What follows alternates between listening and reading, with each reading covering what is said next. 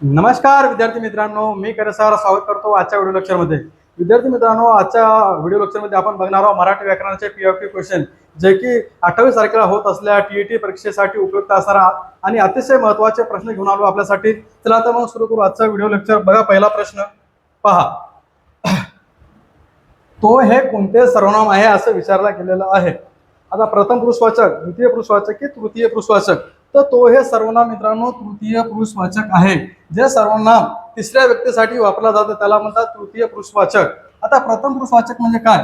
जे सर्वनाम स्वतःसाठी वापरले जाते त्याला म्हणतात प्रथम पुरुषवाचक. जसं की मी, स्वतः, या सर्वनामांना म्हणतात प्रथम पुरुषवाचक, जे की स्वतःसाठी वापरले जाते. त्याच्यानंतर द्वितीय, तू, आपण, ही सर्वनामे समोरच्या व्यक्तीसाठी वापरली जातात तेव्हा म्हणतात त्याला द्वितीय पुरुषवाचक. आणि जी सर्वनामे तिसऱ्या व्यक्तीसाठी वापरले जाते, म्हणजे दोन व्यक्ती जर बोलत असेल तिसऱ्या व्यक्तीबद्दल, तर तेव्हा तो हे सर्वनाम वापरलं जाते. ठीक आहे. पण या प्रश्नाचं योग्य उत्तर पर्याय क्रमांक 3 तृतीय पुरुषवाचक. प्रश्न नीट कळा. पुढचा प्रश्न पहा मित्रांनो. बघा, तोंडाची वाफ दवडणे याचा अर्थ काय असं विचारलं गेलेलं आहे. बघा, पहिला ऑप्शन आहे बोलत, व्यर्थ बोलणे, रागावणे की हसणे. त्याचे योग्य उत्तर आहे पर्याय क्रमांक 2 व्यर्थ बोलणे. तोंडाची वाफ दवडणे म्हणजे व्यर्थ बोलणे. ठीक आहे. पुढचा प्रश्न पहा. बघा, युगंधर या कादंबरीचे लेखक कोण आहे असं विचारलं गेलेलं आहे. शिवाजी सावंत, रणजित देसाई, विश्वास पाटील की भालचंद्र नेमाडे. त्याचे योग्य उत्तर आहे पर्याय क्रमांक 1 युगंधर या कादंबरीचे लेखक आहे शिवाजी सावंत. ठीक आहे. पुढचा प्रश्न पहा. बघा, आणि हा कोणत्या प्रकारचा शब्द आहे? शब्दोक्ती अव्यय आहे का, उभयान्वयी अव्यय आहे का, सर्वनाम की क्रियापद? त्याचे योग्य उत्तर पर्याय क्रमांक 2 आणि व.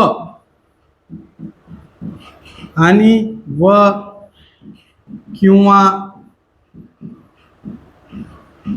शिवाय, ही शब्द आहे तो उभयान्वयी अव्यय. ठीक आहे. पुढचा प्रश्न पहा. बघा, राजपुत्र हा कोणता समास आहे? राजपुत्र हा कुठला समास असं विचारला गेलेला आहे? तत्पुरुष, द्वंद्व, बहुव्रीही की अविभाव? त्याचे योग्य उत्तर पर्याय क्रमांक 2 हा आहे विभक्ती तत्पुरुष समास. राजपुत्र म्हणजे काय? राजाचा पुत्र. राजाचा पुत्र म्हणजेच काय? षष्ठी. याला षष्ठी विभक्तीचा प्रत्यय लागला आहे म्हणून षष्ठी विभक्ती तत्पुरुष समास.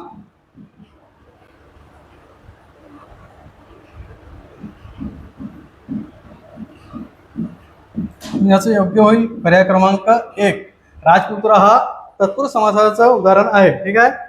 पुढचा प्रश्न पहा. बघा, राम लक्ष्मण कोणता समास आहे? द्वंद्व, तत्पुरुष, कर्मधारय की बहुव्रीही समास? ते याचं योग्य उत्तर पर्याय क्रमांक 1 राम लक्ष्मण हा राम आणि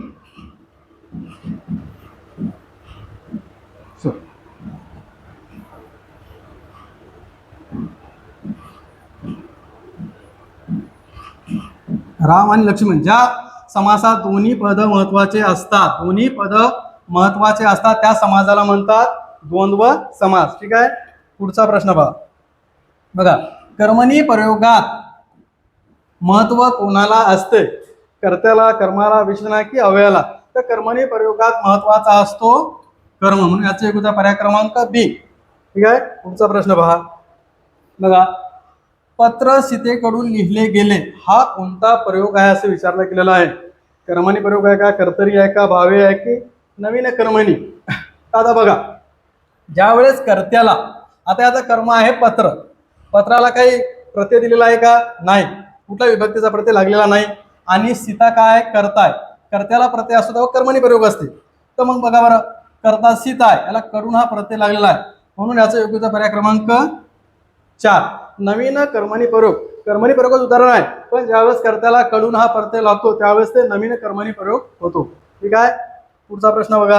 पहा, अरे मुला यामध्ये कोणती विभक्ती विचारलेली आहे? ज्या 8 विभक्ती आहेत त्याचे प्रत्यय.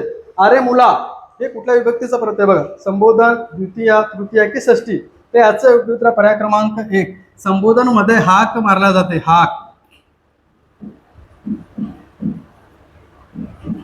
हाक मारली जाते. बघा, म्हणून याचा योग्य उत्तर पर्याय क्रमांक 1 संबोधन या व्यक्तीचा प्रत्यय अरे मुला. पुढचा प्रश्न बघा बघा दोन किंवा अधिक शब्दाच्या संयोगाला काय म्हणतात? दोन किंवा अधिक शब्दाच्या संयोगाला म्हणतात समास. ठीक आहे. पुढचा प्रश्न बघा आमरण हा कोणता समास आहे? कर्मधारय, द्वंद्व, बहुव्रीही की अविभाव? तर आमरण हा अविभाव समासाचं उदाहरण आहे मित्रांनो. ठीक आहे. पुढचा प्रश्न बघा हा प्रश्न रिपीट झालेला मित्रांनो.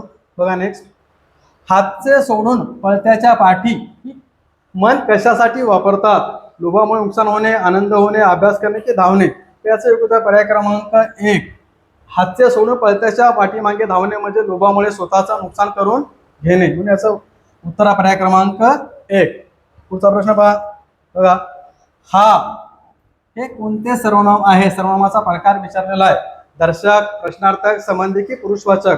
याचं योग्य उत्तर पर्याय क्रमांक 1 समोरची वस्तू किंवा व्यक्ती दाखवण्यासाठी जे सर्वनामाचा वापर केला जातो त्याला म्हणतात दर्शक सर्वनाम. ठीक आहे. पुढचा प्रश्न बघा खालीलपैकी अतिशय क्रोध किंवा चीड या भावनेतून कोणता रस उद्भवतो? रौद्र, विभत्स, अद्भुत की करुण? त्याचे योग्य पर्याय क्रमांक 1 ज्यामध्ये चीड किंवा राग दाखवला जातो तेव्हा होतो ते रौद्र. विभत्स म्हणजे किळसवाना. विभत्स म्हणजे काय? किळस दाखवली जाते, किळस. अद्भुत म्हणजे यामध्ये भूतांच्या गोष्टी, भूताच्या परिकथा. आणि करुण मध्ये शोक दाखवला जातो मित्रांनो. ठीक आहे. म्हणून याचं योग्य उत्तर पर्याय क्रमांक 1 रौद्र. ठीक आहे. पुढचा प्रश्न बघा आभाळ या नामाचे योग्य विशेषण कोणते? थंडगार, निरभ्र, अभ्र की अंबर? याचं योग्य उत्तर पर्याय क्रमांक 2 निरभ्र हा आभाळ याचे योग्य विशेषण आहे. निरभ्र आकाश असं म्हणतो आपण, म्हणजे ढग नसलेलं. बघा आता मधु लाडू खात असे. ठीक आहे. मधु लाडू खात असे असे म्हणजे भूतकाळ झाला. या वाक्यातील काळ ओळखा. बघा रीती भूतकाळ, रीती वर्तमान काळ, रीती भविष्यकाळ की वर्तमान काळ? तर असे म्हणजे काय? भूतकाळ. काय होईल? हे पद्धत दाखवली जाते म्हणून त्यावेळेस रीती भूतकाळ होते. मधु लाडू खात असे त्याची भूतकाळाची सवय दाखवली गेलेली आहे. ज्यावेळेस भूतकाळाची सवय दाखवली त्याला म्हणतात रीती भूतकाळ. ठीक आहे. प्रश्न नेमका असेल. पुढचा प्रश्न बघा मनु अधिक अंतर या पोट शब्दापासून तयार होणारा अचूक जोड शब्द ओळखायचा आपल्याला. मनुअंतर, मन्वंतर, मंतर की मनोअंतर? ते याचं योग्य उत्तर पर्याय क्रमांक 2 मनु अधिक अंतर बरोबर मन्वंतर. ठीक आहे. पुढचा प्रश्न बघा कोणत्या समासात दोन्ही पदांना महत्व नसून तिसऱ्याच गोष्टीचा बोध होतो? त्यावेळेस कुठला समास होतो? अविभाव समास, तत्पुरुष समास, द्वंद्व समास की बहुव्रीही समास? आता अविभाव समास म्हणजे पहिलं पद महत्वाचं असते. पहिलं पद महत्वाचं असते. तत्पुरुष म्हणजे दुसरे पद.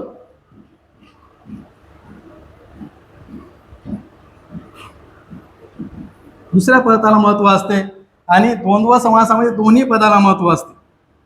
आत्ताच बघितलं आपण दोन्ही पदांना महत्व. आता आपल्याला विचारलं काय? कोणत्या समासात दोन्ही पदांना महत्व नसून तिसऱ्याच गोष्टीचा बोध होतो त्याला कुठला समास म्हणतात? तर याचे योग्य उत्तर पर्याय क्रमांक 4 बहुव्रीही समास. ठीक आहे. नेक्स्ट क्वेश्चन तेजोनिधी या शब्दाचा समानार्थी शब्द कोणता असे विचारलं गेलेलं आहे? तेजोनिधी. बघा दिनमणी, चंद्रमणी, राजमणी की रत्नाकर? तर तेजोनिधी म्हणजे काय? सूर्य. आणि दिनमणी हा सूर्याचा समानार्थी शब्द आहे. ठीक आहे. पुढचा प्रश्न बघा विरुद्धार्थी शब्दाची अचूक नसलेली काय विचारायला नसलेली जोडी कोणती? सुपुत्र, कुपुत्र, कृतज्ञ, कृतघ्न, द्वेष, मत्सर की खालीवर? याचे योग्य उत्तर पर्याय क्रमांक 3 द्वेष, मत्सर हे दोन्ही शब्द समानार्थी आहेत. काय? समानार्थी शब्द आहेत म्हणून हे अचूक नसलेली जोडी आहे. ठीक आहे. पुढचा प्रश्न बघा अचूक शब्द ओळखा. आशीर्वाद. आता लक्षात ठेवा आशीर्वाद हा 3 नंबरचा प्रश्न क्वेश्चन याचा आन्सर आहे. ठीक आहे. पुढचा प्रश्न बघा मन पूर्ण करा नावडतीचे पाय आळणी, मीठ आळणी, मीठ गोड की शब्द गोड? जी व्यक्ती आपल्याला आवडतच ना तिचं काहीच आपल्याला आवडत ना म्हणजेच काय? नावडतीचे मीठ आळणी. ठीक आहे. पुढचा प्रश्न पहा. जेव्हा मी जात चोरली होती हा कथासंग्रहाचे लेखक कोण आहे असं विचारलं गेलेलं आहे. याचं योग्य उत्तर पर्याय क्रमांक 4 बाबूराव बागल हे जेव्हा मी जात चोरली होती या कथासंग्रहाचे लेखक आहेत बाबूराव बागुल. ठीक आहे. नेक्स्ट क्वेश्चन पहा. बघा, प्रतिबंध करणे या अर्थाचा वाक्यप्रचार कोणता? मज्जाव करणे, धडा शिकवणे, विपर्यास करणे की पल्ला गाठणे. त्याचे योग्य उत्तर पर्याय क्रमांक 1 मज्जाव करणे, रोखणे, थांबवणे. प्रतिबंध करणे म्हणजेच काय? मज्जाव करणे. नेक्स्ट क्वेश्चन पहा. कोणत्या दोन विभक्तीचे प्रत्यय हे सारखे आहेत? प्रथमा द्वितीया, तृतीया चतुर्थी, द्वितीया चतुर्थी की प्रथमा संबोधन. याचे योग्य उत्तर पर्याय क्रमांक 3 द्वितीय आणि चतुर्थी या विभक्तीचे प्रत्यय सलाते सलानाते सारखे आहेत. सलाते सलानाते. ठीक आहे. फक्त लक्षात ठेवायचं मित्रांनो, द्वितीय आणि चतुर्थीचे कुठलं ओळखताना काय करायचं? फक्त कर्त्याला जर प्रत्यय असेल यापैकी कर्त्याला जर प्रत्यय असेल तर त्याला म्हणायचं चतुर्थी, आणि कर्माला जर प्रत्यय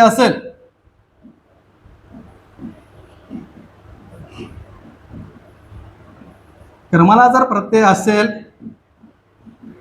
तर तो असतो द्वितीय, आणि कर्त्याला जर प्रत्यय असेल